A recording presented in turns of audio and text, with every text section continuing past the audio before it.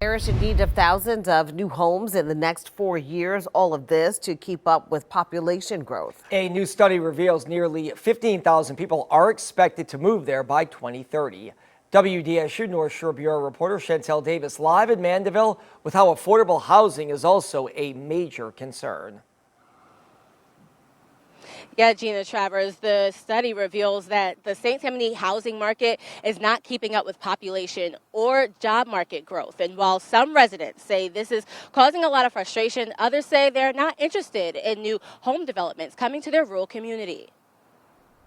St. Tammany Parish continues to grow at a fast rate. A new study reveals nearly 15,000 people are expected to move to the parish by 2030, specifically in areas like Slidell and Mandeville.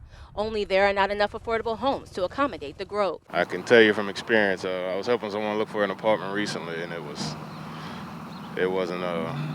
no, it's not happening. The study estimates nearly 17,000 homes are needed within the next 4 years to keep up with the projected population growth.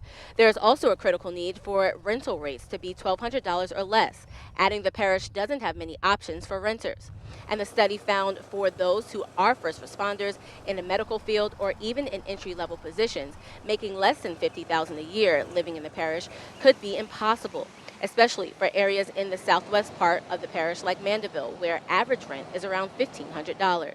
Do you feel like you can afford rent $1,500 with less than $50,000? I don't think the math's there. No. 10 years ago, if the housing market was like it is today, we wouldn't have been able to buy our house. Thomas Charpentier tells me he and his wife moved from Harahan 10 years ago. He says he moved here to get out of the city and enjoy the rural aspect of the parish. As far as building huge neighborhoods, I don't think that's where residents are. And I think that that's why a lot of people move out here, is to have, a different, environment than maybe what you see in Orleans and Jefferson. Councilman David Kugel says he doesn't think building new homes or apartments is the answer to affordable housing issues. And like what I really like to focus on is rundown areas of the parish, or sometimes my district, where you have an abandoned lot or several abandoned lots that have just not been kept for years, building a house there.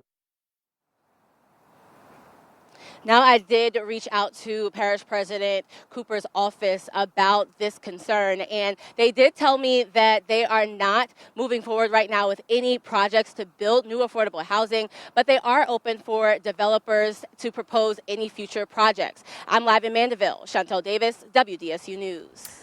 A month